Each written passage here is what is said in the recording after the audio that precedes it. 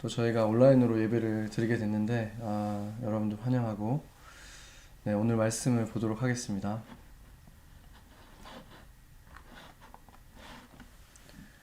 네, 지난주에 저희가 그 오병이어의 사건을 같이 봤었죠. 빵 5개와 물고기 2개 이것을 가지고 성인만 5천 명, 그러니까 2만여 명의 사람들을 먹였던 이 사건은 4개 복음서에 다 기록되어 있었다고 했습니다. 그런데 그 이후에 오늘 우리가 본 이 본문에서의 사건, 그러니까 바다 위를 걸으신 사건, 물 위를 걸으신 이 사건은 마태, 마가, 요한복음에만 기록되어 있습니다. 그래서 그 3개의 복음서의 내용을 우리가 지금 다 읽어볼 수는 없고, 제가 종합해서 말씀을 드리자면은 그들을 다 먹이신 다음에는 예수님께서는 그들을 이제 말씀을 가르치고 싶어 하셨지만, 그들은 말씀을 배우는 것보다는 계속해서 자신들을 먹여줄 이분을 왕을 삼으려고 했죠. 그래서 예수님은 이제 그들과 제자들을 먼저 배를 태워서 보내고 나중에 그들을 좀 가르치시다가 그들도 이제 각자 집으로 돌아가게 하셨습니다. 그런 다음에 오늘 본문을 보면은 혼자 산으로 가셨다고 하고 있죠. 그리고 산으로 간 사이에 제자들이 이제 그 강을 배를 타고 건너려고 하는데 바람이 너무 거세서 돌풍이 그 갈릴리 바다에는 한 번씩 인다고 하죠. 그 돌풍 때문에 더 이상 건너지를 못하고 거기서 계속 씨름을 한 것입니다. 그래서 한참 씨름을 하고 있었는데 그때가 마태복음과 마가복음을 보면 그 밤 사경이라고 합니다. 그 사경이라는 것은 그 새벽 3시에서 6시 사이를 말합니다. 그러니까 날이 저물 때쯤에 배를 태워서 보냈기 때문에 굉장히 오랜 시간 씨름을 했다고 볼 수 있고, 동시에 예수님도 굉장히 오랜 시간 동안 혼자 계셨다는 걸 알 수 있죠. 그러니까 밤새도록 예수님께서도 산에 혼자 계셨다는 것입니다. 그 오랜 시간 동안 예수님은 뭘 하셨을까요? 요즘 우리가 하고 있는 것을 하셨죠. 소셜 디스턴스를 하셨습니다. 정말로 2만여 명의 사람들을 돌보셨잖아요, 예수님이. 그러면서 얼마나 정말 북적거리는 상황이었고, 얼마나 많은 사람들이 예수님을 만지고 싶고, 보고 싶고 했겠습니까? 그런 다음에 예수님이 그들과 이제 북적거리는 시간을 보내신 다음에 이제 혼자만의 시간을 가지신 것입니다. 오늘 본문뿐만이 아니라 우리 복음서를 보다 보면은 예수님께서는 이렇게 제자들도 물리치시고 혼자만의 시간을 가지실 때가 있었다는 것이 아주 자주 등장합니다. 그리고 그때마다 예수님이 하셨던 것은 사람들과의 거리를 둔 소셜 디스턴스를 하시고 하나님과 독대하셨죠. 하나님 아버지와 깊은 대화의 시간을 가지신 것입니다. 마가복음에 보면 이 마가복음 6장 46절에서 48절을 같이 한번 읽어보죠. 무리를 작별하신 후에 기도하러 산으로 가시니라. 저물매 배는 바다 가운데 서 있고 예수께서는 홀로 무태에 계시다가 바람이 거스름으로 제자들이 힘겹게 노젓는 것을 보시고 밤 사경쯤에 바다 위로 걸어서 그들에게 오사 지나가려고 하시매. 아멘. 네, 이게 예수님께서 제자들을 포함한 이 많은 사람들과 있었을 때, 보통 이제 우리들 같은 경우는 사람들이 너무 많으면 뭔가 하나에 집중하기 어렵지만, 예수님도 과연 그랬나 이렇게 생각할 수 있지만, 보통 이제 아빠들을 보면은 뭔가 하나에 이렇게 집중을 하잖아요. 그러면은 애들이 옆에서 뭘 해주세요, 뭐 이렇게 해줘요, 이렇게 얘기를 해도 잘 못 들을 때가 많아요. 그런데 엄마들은 기가 막히게 아무리 뭐 중요한 일을 하고 있어도 애들이 뭘 원하면은 그걸 바로바로 알아듣죠. 근데 아빠들은 못 알아들어서 엄마들한테 핀찬을 들을 때가 많아요. 뭐 다른 아빠들은 안 그럴 수 있는데 저는 좀 그럴 때가 많습니다. 그게 이제 엄마 같은 마음을 가지고 계셨던 예수님의 경우는 그 하나하나 소리를 다 들어주고 싶으시고 그들의 마음을 다 공감해주고 싶으셨기 때문에 더 집중하기 어렵고 더 많이 지치시는 거죠. 그랬기 때문에 그 혼자만의 시간을 가지면서 하나님과 하나님과만 깊은 대화를 나누시는 시간을 찾으시고 만드셨다는 것입니다. 이런 부분이야말로 예수님께서 정말 인간의 흉내를 내신, 그냥 인간인 척 하신 그런 것이 아니라 정말로 인자였다는 사실을 보여주는 것이죠. 그냥 하나님이신데 왜 혼자 가서 하나님과 집중하는 시간이 왜 필요하시고 기도는 왜 하셔야 됐겠습니까? 하나님이 완전히 하나님이시지만 동시에 완전한 인간이었기 때문에 인간으로서는 기도가 필요했고 하나님과 시간이 필요했다는 것이죠. 이렇게 예수님께서 인간이긴 했지만 완벽한 인간이셨던 예수님께서도 이렇게 소셜 디스턴스가 필요하고 하나님과 단둘이 이렇게 독대하는 시간이 필요하다면 우리는 오죽하겠습니까? 우리들에게도 정말로 하나님과 단둘이 만나는 시간, 소셜 디스턴스가 필요하다는 것이죠. 이 몇 주 전에만 해도 이 아주 생소한 표현이었죠. 사회적 거리두기 이런 말이. 그런데 이제 우리 모두에게 거의 미국에 있는 거의 대부분의 사람들에게 이제는 일상이 되어 버렸습니다. 저도 지금 2주간 같이 사는 가족 외에는 아무도 만나지 못했죠. 정말 느낌상으로는 2주가 아니라 거의 2달은 된 것 같이 누구 말같이 정말 창살 없는 감옥이 따로 없죠. 이것은 정말로 쉬운 일이 아닙니다. 이렇게 그냥 뭐 정말 감옥인 것은 아니고 그렇다고 해서 그래도 가족들도 있고 이렇게 이런 온라인을 통해서라도 만날 수 있고 연락할 수 있고 이렇기 때문에 감옥과는 비교할 수 없겠지만 그래도 이렇게 사회와 분리되어서 있는 것이 아이솔레이트 있는 것이 정신적으로 사실 굉장히 좋지 않죠. 그렇기 때문에 정신적인 어려움을 겪고 이런 힘들어하는 사람들이 지금 굉장히 많이 늘어나고 있다고 합니다. 그래서 지금 뭐 뉴저지나 뉴욕이나 다 핫라인들을 다 개설을 해서 그런 것들을 도와주려고 하는 그런 움직임들이 굉장히 많이 일어나고 있습니다. 여러분들은 어떻게 지금 잘 버티고 계신가요? 아마 뭐 버티고 있기는 하지만 다 답답하고 쉽지는 않을 것입니다. 제가 그 워싱턴 포스트에 나와 있는 한 심리 치료자가 지금 이런 시간에 어떻게 그래도 조금 더 건강하게 이 시간을 보낼 수 있을까 이것에 대한 아이디어 5가지를 방법을 소개했는데 제가 그거를 여러분에게도 좀 소개하려고 합니다. 저도 되게 동의하는 부분들이기 때문에 이제 소개를 하는데 첫 번째는 옷을 갖춰 입는 것이라고 합니다. 그러니까 주일 예배 드릴 때도 제가 옷을 이렇게 잘 갖춰 입으라고 말씀을 드렸었죠, 처음부터.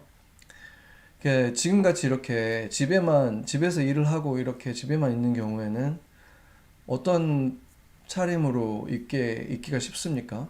그냥 파자마를 입고 하루 종일 뒹굴뒹굴 다니기가 굉장히 쉽겠죠. 제가 안 보지만 다 눈에 선한 것 같아요. 이렇게 똑같은 옷을 일주일 동안 그 파자마를 입고 버틸 수도 있고.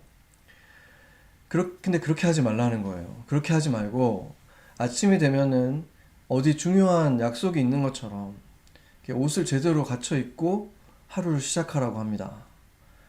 뭐 지금 이렇게 여러분들도 뭐 줌이라든지 뭐 행아웃이라든지 이런 걸 통해 가지고 스카이프를 통해서 이게 뭐 이렇게 동료들과 대화하고 할 때도 밑에는 파자마고 위에만 이렇게 대충 입어가지고 그렇게 하지 말라는 거죠. 그렇게 하지 말고 제대로 갖춰 입고 그런 화상 채팅을 안 하더라도 그렇게 해야만 그래도 조금 더 의미 있게 하루하루를 보낼 수 있고 정신 건강에도 좋다는 거예요. 두 번째는 루틴을 만들어서 생활하라고 합니다. 그러니까 그냥 게을러지기 쉬운 이런 시기에 그래도 내가 뭐 순서를 정해서 이거 하고 이런 시간표를 만든다든지 해서 이렇게 루틴을 가지고 움직여야지만 게을러지지 않고 그래도 정신을 이렇게 온전하게 하고 집중하면서 하루를 이렇게 그 보람 있게 보낼 수 있게 된다는 거죠. 그래서 루틴을 만들어라. 세 번째는 조금 특이한 것인데 이분은 이제 하루에 일정한 시간을 정해서 뭐 15분이라든지 30분이라든지 이걸 정해서 그 시간 동안만큼은 원하는 대로 걱정을 하래요. 그러니까 지금 이 시간에 우리가 그냥 니글렉 할 수 있잖아요. 아, 걱정해봐야 소용없으니까. 그냥 하지 말자. 계속 그렇게 하면 더 걱정이 되죠. 그러니까 그렇게 하지 말고, 그냥 딱 15분 동안은 그냥 마음 놓고 모든 걱정을 다 하라고, 그렇게, 조언을 해주더라고요. 그냥 그 대신에 그 리밋을 정해놓으라는 거죠. 그 한계, 제한을 해놓으라는 거죠. 예, 그런데 제가 이제 거기다가 뭘 덧붙이고 싶겠습니까? 이게 목회자로서. 걱정을 하고 거기다 멈추지 말고 기도를 해보라고 제안을 하고 싶습니다. 먼저 걱정을 그냥 걱정되는 것들을 다 주님 앞에 털어놓는 거예요. 혼잣말 하는 게 아니라 주님 앞에 다 털어놓고 그것을 가지고 이제 주님 앞에 기도도 하는 거죠. 15분이면 15분, 30분이면 30분 그렇게 하고 더 좋은 건 뭐겠습니까? 다이어리까지 쓰는 거예요. 오늘 이런 걱정이 됐습니다. 그런데 기도를 하고 나니까 이제 이런 생각이 듭니다. 뭐 이렇게 그런 다이어리를 쓰고 나면은 분명히 엄청나게 큰 도움이 될 것입니다. 네, 그런 방법이 있고 이제 네 번째는 뭐 당연한 것이긴 하지만 디지털 소셜라이즈를 하라는 것이죠. 그러니까 물론 직접 만나지는 못하지만 소셜라이즈까지 멈추지는 말아라.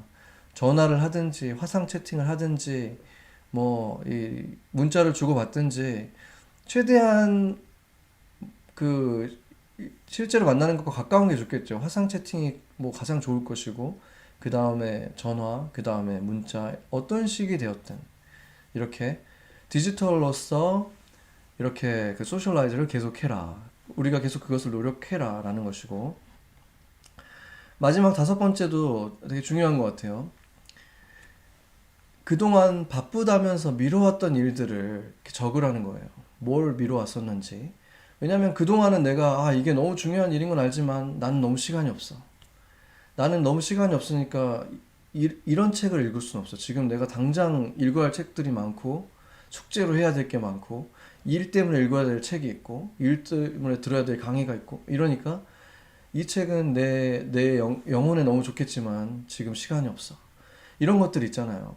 성경을 읽는 거 아니면 뭐 집에 뭔가 고치고 싶었던 것들 뭐 정리하고 싶었던 것들 항상 이걸 해야 되는 건 아는데 미뤘던 것들 있잖아요. 시간이 없으니까 이건 못해. 시간이 없으니까 이건 못해.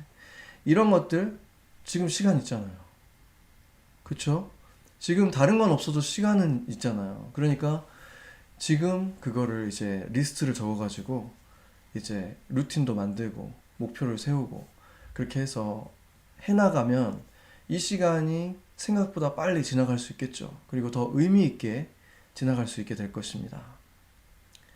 그래서 제가 이렇게 이 다섯 가지 그 심리학자의 팁을 제가 얻어서 이렇게 드렸는데 이게 여러분한테 도움이 되면 좋겠습니다. 네, 3월 28일 기준으로 지금 미국의 코로나19 확진자는 이제 10만 명을 넘어서 중국을 이제 한참 넘어서서 전 세계에서 가장 환자가 많은 나라가 되었고, 뉴욕시는 어제 기준인데 지금 더 늘어났더라고요. 근데 어제 기준으로 뭐 500명 정도 되고, 또 뉴저지도 100명이 넘었죠. 우리가 다가오고 있던 그 재앙이 이제는 분명한 현실이 됐습니다. 처음에 우리가 이런 그 자택 격리 이런 걸 시작할 때만 해도 한편으로는 우리가 한켠에는 한 1, 2주 집에서 뭐 재택근무하면 이제 괜찮아지겠지. 뭐 그동안 밀렸던 뭐 그런 것만 하면서 지나면은 되겠지. 이렇게 좀 낙천적인 희망을 가졌을 수도 있는데 그게 더 이상 이제 실체가 없어지고 말았죠.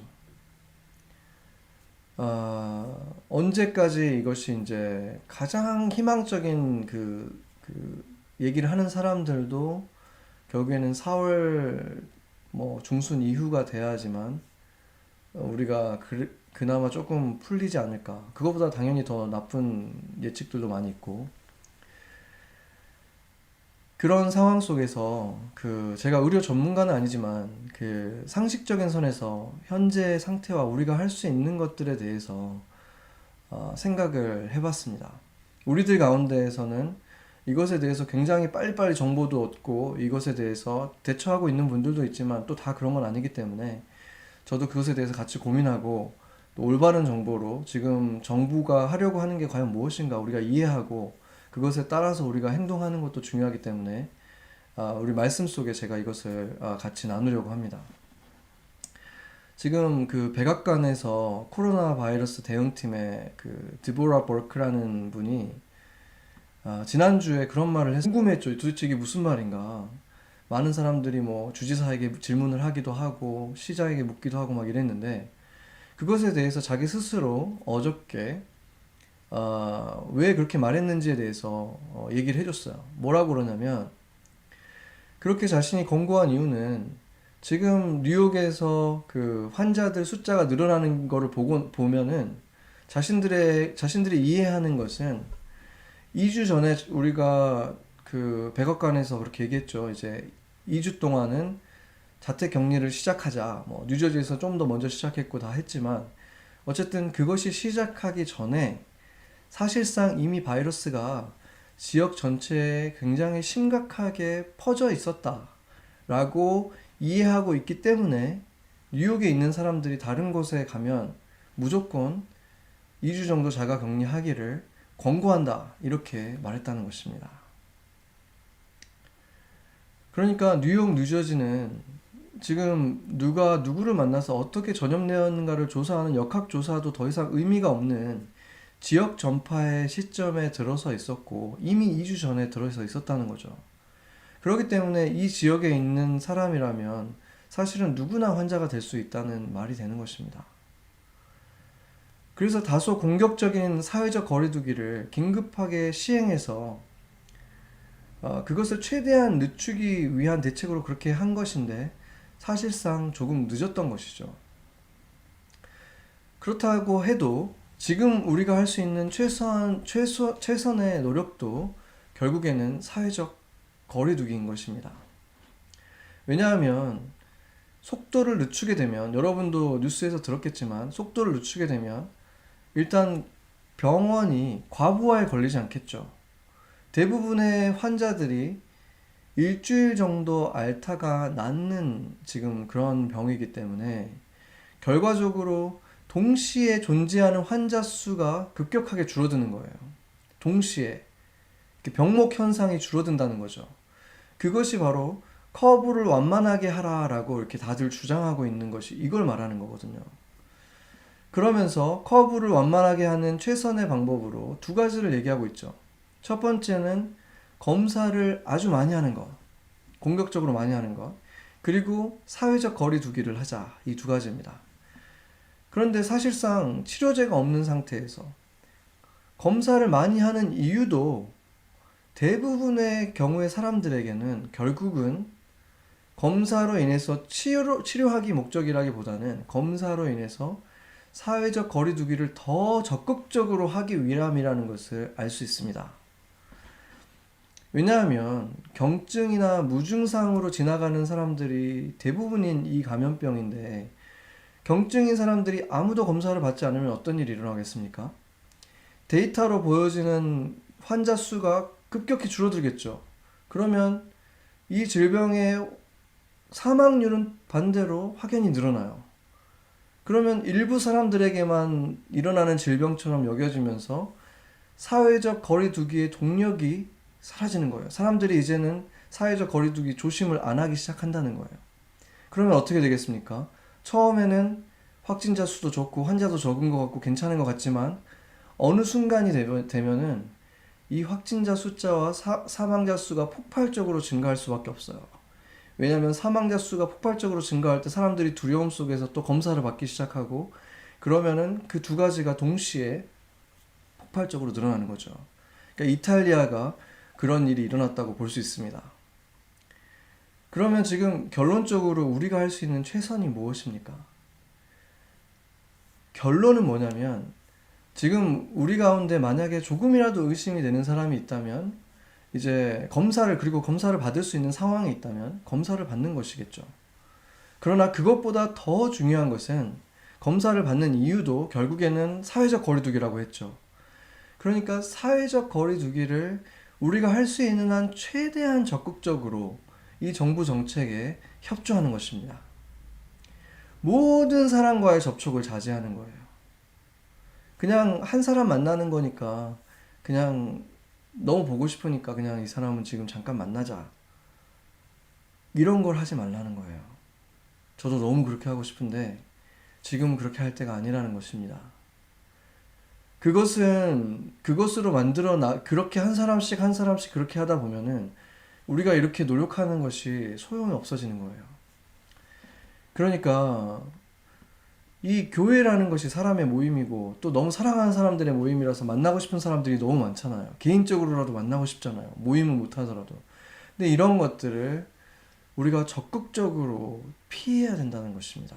혹시 모르기 때문에 우리가 경증이고 아무런 증상이 없어도 옮길 수도 있기 때문에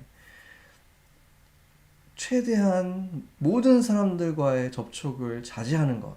그게 지금 누가 됐든지 지금 미국에 살고 있는 모든 사람들이 할 수 있는 우리 이웃을 사랑하는 마음으로 할 수 있는 최선의 방법인 것입니다. 그래서 확실한 치료제가 완성되거나 이제 많은 사람들에게 이 질병에 대한 면역력이 생기는 시점이 올 때까지는 어떤 사랑을 해야 되겠습니까?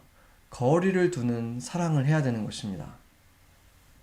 평상시 같으면 물리적 거리를 두는 사랑은 필요하지도 않고 옳은 방법도 아닙니다. 그러나 지금과 같은 시대에 우리는 이제 그 사랑을 배워야 하는 것입니다. 사람의 의사소통은 비언어적인 요소가 93%에 이른다고 합니다. 그렇기 때문에 이렇게 거리를 두고 사랑을 한다는 것은 그만큼 어려운 것이죠. 마찬가지로 여러분들도 지금 온라인으로 예배를 드리면서 평소 때 교회에서 예배를 드릴 때보다 몇 배로 집중해야 하는 그런 힘듦이 있을 것입니다. 그래서 우리가 거리를 두면서 사랑하기 위해서는 많은 노력을 해야 되는데 더 많이 마음으로 생각해야 됩니다. 서로에 대해서 사랑해야 되는 대상에 대해서 마음으로 더 많이 생각하고 기도를 할 때도 그냥 누구를 위해서 기도합니다. 이렇게 축복합니다. 이런 게 아니라 더 상세하게 서로를 위해서 기도해 줘야 돼요. 그러기 위해서는 기도 제목도 더 상세히 나눠야 되겠죠. 더 상세히 기도해 주고 또 서로를 생각하다가 서로를 위해서 기도하다가 떠오르는 생각과 말들을 문자나 이메일이나 영상 통화를 통해서 더 많이 표현해 줘야 됩니다. 서로에게. 여러분 위해서 이렇게 기도하다가 이런 생각이 들었습니다.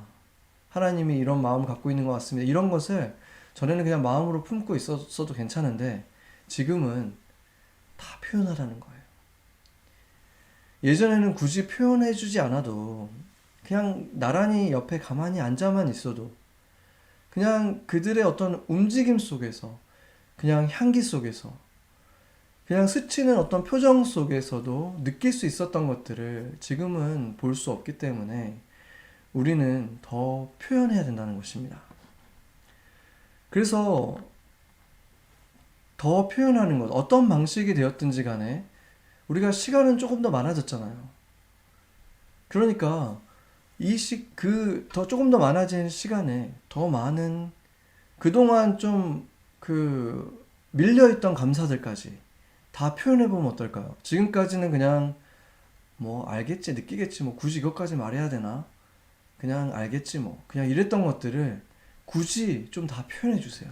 굳이 다 감사를 좀 말해주세요. 이럴 때 지금 마음이 더 쓸쓸해진 사람들이 많고 마음이 좀 더 우울해지기 쉬운 이럴 때 그런 감사들 아껴두지 말고 쌓아놓지 말고 언제 다시 만나서 그거 말하게 될 수 있을지 몰라요. 그러니까 아껴두지 말고 그때그때 그냥 문자로라도 보내고, 쑥스러우면 정말 이메일로라도 보내고, 그렇게 좀 감사를 사소한 것까지도 서로 그냥 나는 너의 이런 모습이 너무 좋아, 이런 게 너무 좋았어, 이런 것들 그냥 순장님, 뭐 팀장님, 조장님들, 순원들, 조원들 그냥 감사의 작은 조각들 하나도 놓치지 말고 굳이 다 말해주고 다 나눠주고 나면 그게 몇 배가 되어서 우리의 삶의 기쁨도 어쩌면 다른 때보다 더 충만해지는, 더 기쁨이 가득 찬 시간이 될 수 있지 않겠습니까?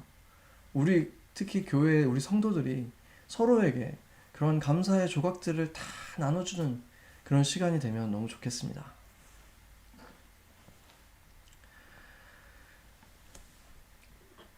네, 오늘 본문에는 정확하게 나와 있지 않지만 이 본문의 내용을 담고 있는 아까 마가복음도 봤지만 마태복음도 또 동일한 사건을 보여주고 있는데 그 본문을 또 한번 읽어보겠습니다.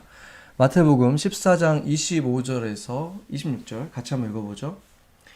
밤 사경에 예수께서 바다 위로 걸어서 제자들에게 오시니 제자들이 그가 바다 위로 걸어오심을 보고 놀라 유령이라 하며 무서워하여 소리 지르거늘. 아멘. 이 뱃사람들이 대부분이었던 이 제자들에게 있어서 폭풍이라는 것이 무섭지 않은 건 아니었지만 그들에게 한 번도 겪지 못한, 아니면 이런 일들을 전혀 예상할 수 없는, 이런 일이 절대 일어날 거라고 생각할 수 없는 그런 일은 아니었죠. 물론 피하고 싶고 힘든 일이긴 하지만, 무서운 일이긴 하지만 생사가 걸려 있으니까 그것처럼 무서워하고는 있었지만 그들을 더 무섭게 한 분은 오히려 물 위를 걷고 있던 예수님이었다고 했습니다. 왜냐하면 상상도 할 수 없었던 일이기 때문인 거죠. 그 컴컴한 밤에 사경이었으면 새벽 3시에서 6시 사이 아주 깜깜한데 그 바다 위를 그 폭풍이 몰아치고 있는 상황에서 유유히 걷고 있는 어떤 사람이 보인 거죠. 그러니까 얼마나 무서웠겠습니까? 정말 그 공포심을 느끼고 있었던 거죠. 그 기독교 사상가죠. 그 키에르케고르는 공포심, 두려움이라는 것은 동물에게도 있는 것이다. 동물들도 느끼는 것이지만 인간만이 느끼는 두려움이 있는데 그것은 불안에서 기인한 것이라고 했습니다. anxiety라고 하죠. 이 불안이라는 것은 동물은 느끼지 않는 것이라고 합니다. 이 불안이라는 것은 어디에서 느끼는 거냐면, 언제 느끼는 거냐면 알 수 없는 대상에게 느끼는 것, 전혀 예측할 수 없고 상상도 할 수 없는 어떤 존재에게서 느끼는 감정입니다. 그런데 그 어떤 불확실성으로부터 오는 그 anxiety, 그 불안이라는 것이 만들어내는 공포심, 이 두려움이라는 것이 가장 무서운 공포심이라는 거죠. 제자들이 지금 바로 그러한 공포를 느낀 것입니다. 그런데 그 제자들이 이제 당연히 상상도 할 수 없는 그 모습을 보고 무서워하고 두려워하고 있었던 그들에게 예수님께서 말씀하셨죠. 이것은 마태, 마가, 요한복음에 똑같이 이렇게 기록하고 있습니다. 뭐라고 말씀하셨습니까? 내니 두려워 말라.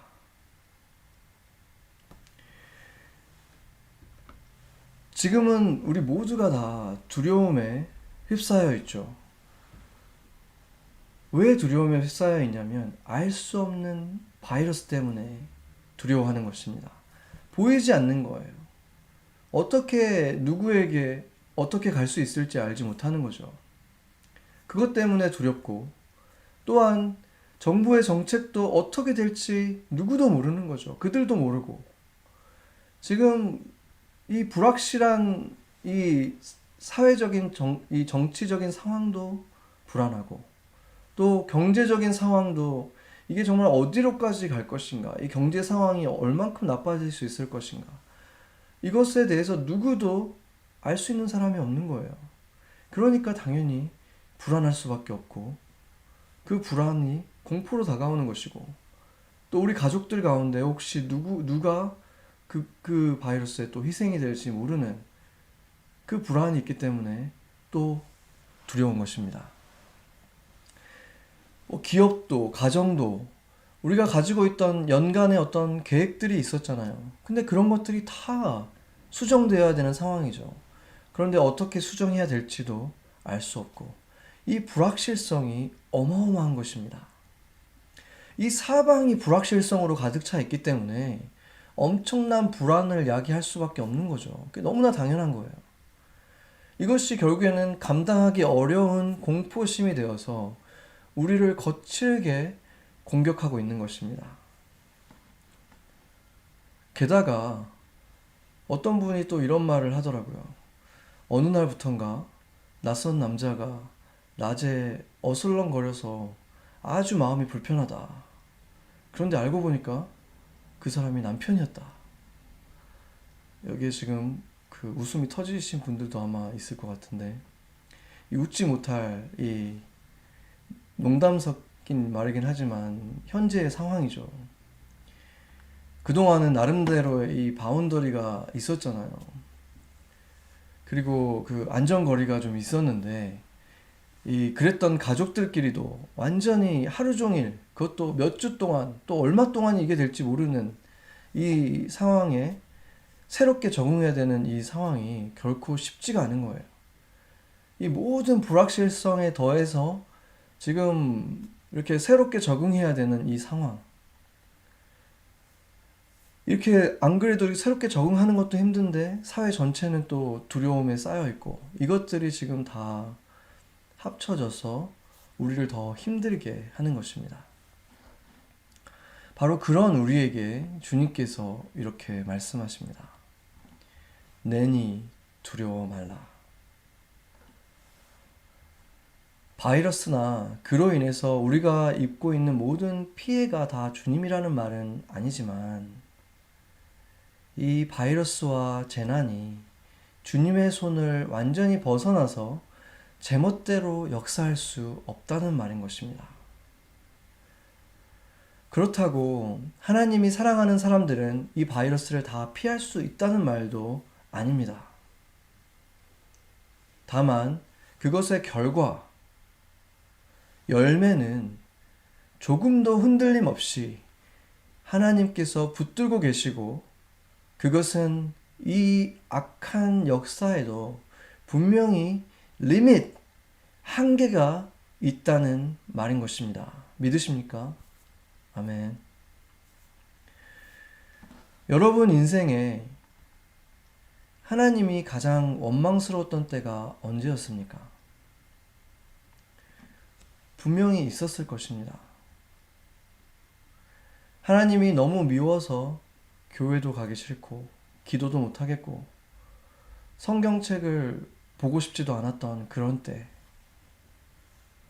정말 너무 화가 나서 하나님에게 울부짖기도 하고, 또 고개를 돌려버리기도 하고, 수십 번 넘어지기도 했던 그런 때, 근데 그러면서도 주님 안에 있었을 때, 그러면서도 주님을 떠나지는 못했을 때,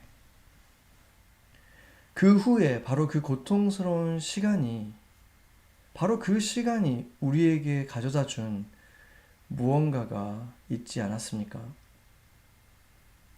그 어둠의 시간을 지날 때에는 도저히 상상도 할 수 없었던 무언가, 이것으로 과연 좋은 게 무엇이 날 수 있겠는가 했던 그 어둠의 시간을 지날 때는 조금도 상상할 수 없었던 무언가를 그 시간이 지난 후에 주님이 주시지 않았습니까? 저에게도 지금 제 인생에 가장 소중한 것들, 제 손에 꼽는 것들은 하나같이 죽을 것 같은 고통스러운 시간을 지난 후에 주어졌고, 그때는 주님을 원망하기도 했던 그 아픔의 시간을 지난 후에 주어진 것들입니다. 아픔은 여전히 아픔입니다. 그러나 주님 안에서 겪는 아픔은 언제나 아픔보다 훨씬 큰 감격으로 우리에게 선물이 되어서 돌아옵니다. 믿으십니까? 저는 이것을 믿습니다. 우리 인생에 아픔이 없을 거라고 믿지 않지만 주님께서 주를 사랑하는 자들, 주를 위해서 너무나 많은 것들을 드리는 그런 자들에게도 아픔을 허락하실 때가 있지만 그런 아픔은 결코 헛된 아픔일 수 없고 그 아픔의 시간이 지난 후에 하나님께서 그 전에 상상도 할 수 없었던 값진 보물을, 보화를, 선물을 반드시 주신다는 사실을 저는 믿습니다. 그것이 주님의 약속이고 우리의 소망인 것입니다. 그래서 주님께서 만약 제게 내 삶에 있었던 너무나 아팠던 정말 고통스러웠던 그 아팠던 일들을 다 거두어 줄 테니 그에 따른 선물도 다시 내어놓을 수 있느냐? 라고 묻는다면 저는 네, 그렇게 해주세요. 라고 결코 말할 수 없습니다.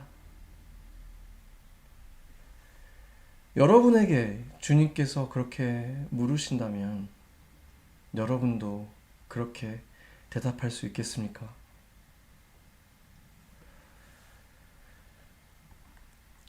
사회적 거리두기를 할 수밖에 없는 이런 날에 주님을 조용히 만납시다.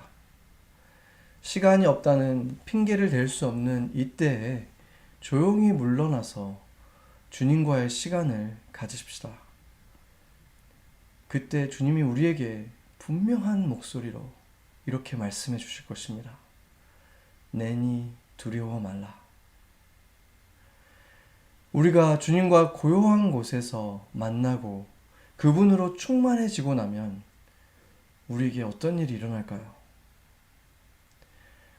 거센 폭풍이 치고 있는 이 상황 속에서도 우리는 주님을 의지해서 물 위를 걸을 수 있을 것입니다. 바람도, 파도도, 바이러스도 결국은 주님의 뜻을 거스를 수 없다는 것을 믿는 자들에게 주어지는 영광인 것입니다.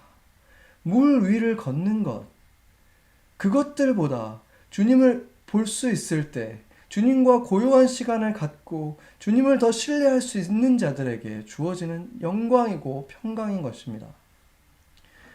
우리가 살아가는 뉴욕, 뉴저지, 미국이라는 배는 지금 거센 폭우를 만나서 고전하고 있습니다. 이들에게 필요한 것은 지금 배 안에서 똑같이 공포에 떨면서 소리를 지르는 이웃들이 아니라 폭풍 속에서도 걸어오시는 주님을 맞으며 이웃들에게 평안과 위로를 끼치고 양보와 친절의 사랑을 보이는 거센 물살이를 주님과 함께 걷는 교회들, 그리스도의 제자들인 것입니다. 같이 기도하시겠습니다.